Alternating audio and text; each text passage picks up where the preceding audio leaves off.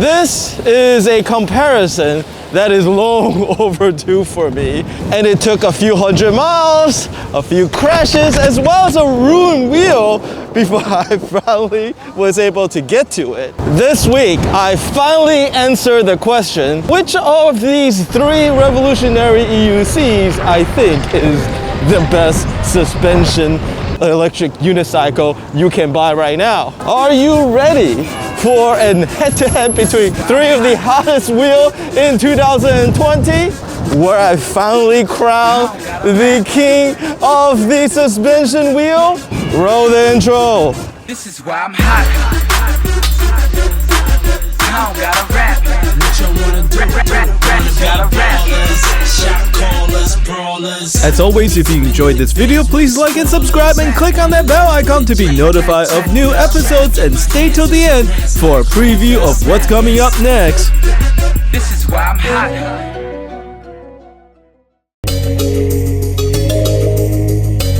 Yes, I am a little bit late on this since it's now nearly spring and a full year since the original introduction of the suspension wheels. However, I still think this is a relevant topic since, as I have speculated in my prediction video recently, that both InMotion as well as King Song would very likely be focusing on competing in the high-speed and non-suspension segment of the market in an effort to dethrone the previous Speed King, which is of course veteran and Gotway.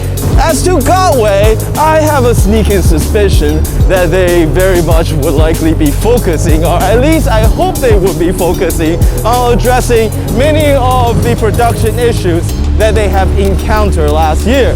Not to mention the EX hasn't exactly been a hot seller for them, so the chance of them making a sequel so shortly after the initial introduction is rather unlikely, which means that all three suspension wheels introduced in 2020 will likely remain current for this and maybe even next year. The other thing notable is that all three of these electric unicycles represented a significant leap, not only for the companies that created them, but also in comparison to any other electric unicycle prior. And it is because of these wheels, I think, we will always see 2020 as the year when the EUC market fundamentally changed.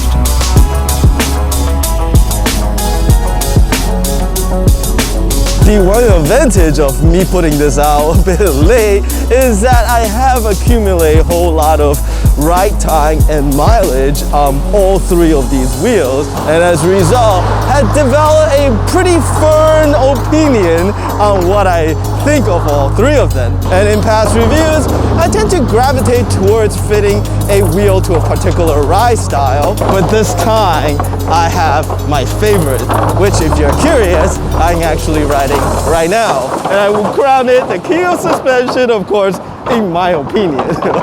And it is time for disclaimer. All three of these wheels were provided either by vendors or manufacturers for review purposes. And shout out to eWheel and InMotion in helping making this happen. However, as always, opinion expressed are strictly my own. Let me first rewind the clock a bit and tell you that it came as a huge shock to us all when the suspension wheels were first introduced in the beginning of 2020. I mean, I have heard whispering of suspension wheels under development, but then again, such rumors have been floating about ever since the early days of EUCs, and the fact that we never saw any company try to put one in production sort of made me think that it was just too difficult of a problem to solve. But inside of a few months, we got not one but three suspension wheels. Not only that, they each had their own distinct approach towards solving the suspension problem. For the V11, InMotion went with an exterior mounted linear double piston suspension design coupled with a secondary outer shell. In some way, this was the safest approach, since it kept the motor and battery inside of a single enclosure and assembly, thus avoiding many of the complexities involved with trying to internalize the suspension system. Song, on the other hand, went for the moonshot and adapted a single piston, pivot base, and internal mounted suspension design. Similar to what you would see on the back of a fully suspension bicycle, and with it, a revolutionary open shell design that made it one of the most striking EUC ever produced. Gotway, on the other hand, went with a somewhat strange decision of coupling a pairs of high-pressure, tiny suspension piston that is embedded inside of their pedal hanger. Like the InMotion solution, except that they're about 1/10 of the size and travel, with additional dampening provided by this strange central piston contraption with rubber bumpers embedded inside of the hollow core motor.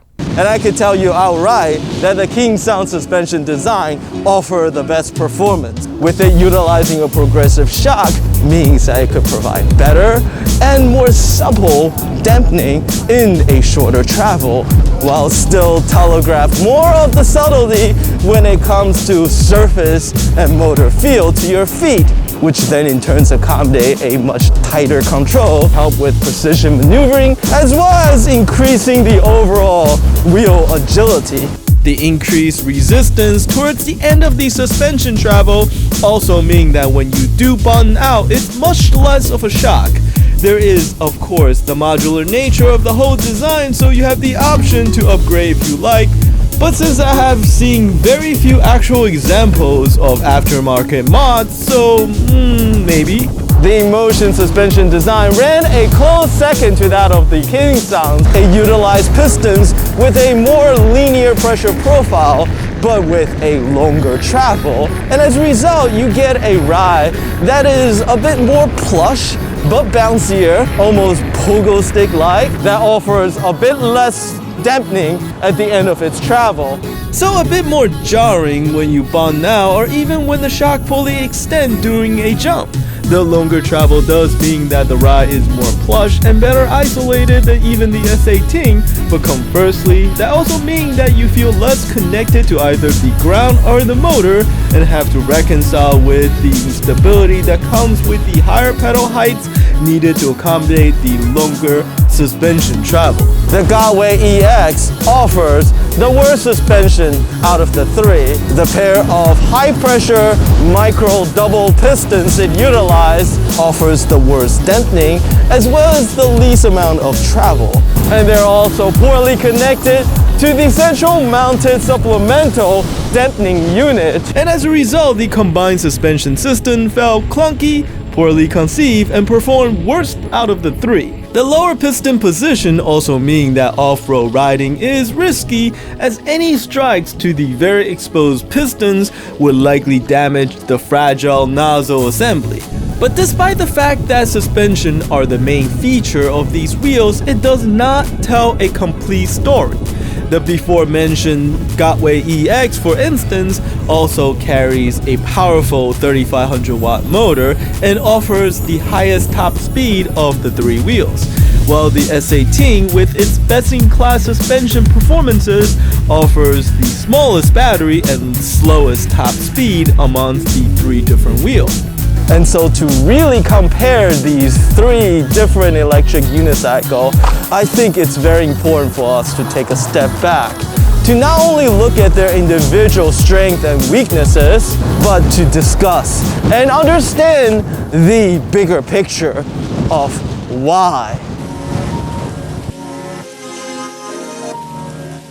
The Gotway EX fails the why test because it is an answer to a question that nobody asked. Yes, it is the fastest amongst the three suspension wheels, but not by a very large margin.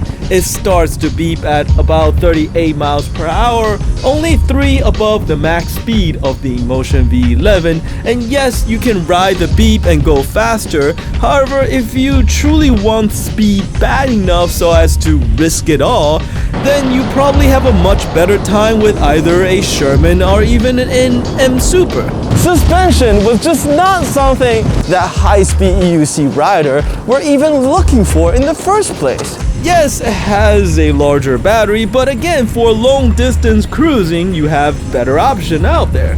The penalty of greater weight and higher price felt especially unconvincing in light of the poor Gotway QC and the many poorly conceived details such as the terrible trolley handle and fragile shell.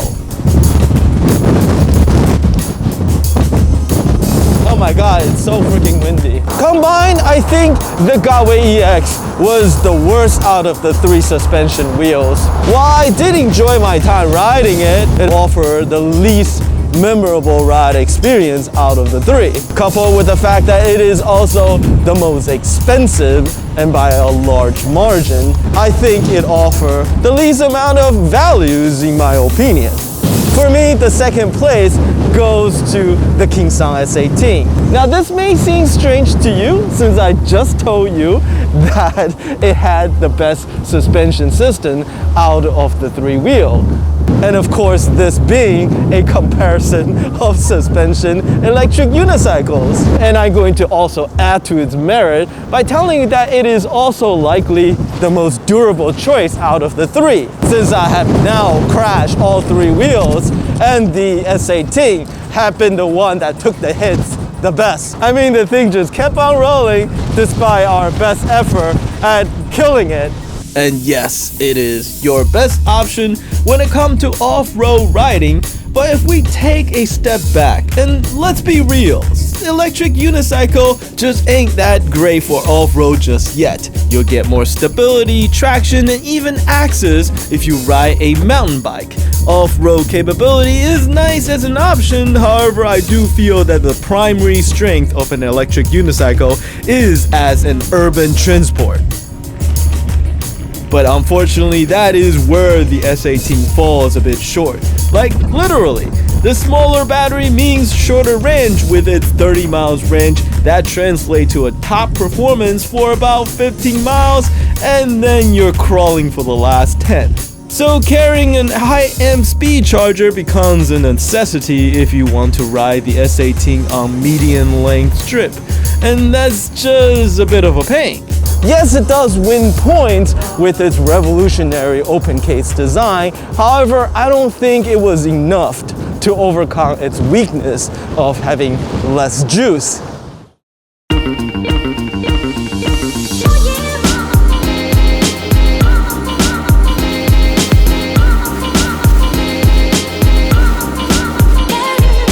And finally, that brings us to what I think is the best suspension electric unicycle available right now, the InMotion V11. Yes, the V11 does not excel in any one particular area. It is neither the fastest nor have the best suspension of the 3. The King Song S18 is better off-road, while the EX is faster on the road. However, what the V11 offers instead is a package that balances between performance, weight, and price, as well as doing a whole slew of little things right, like much better headlights as well as dual charge ports. For me, and I think for a lot of people that are interested in an electric unicycle, the core of our riding experience is this: riding in an urban environment for fun, but also as a general purpose transport and as a commuter. And it is for this purpose that the V11 truly excels. If your search criteria for an electric unicycle is comfort, convenience, safety, and value, then the best suspension electric unicycle you can buy right now is the InMotion V11.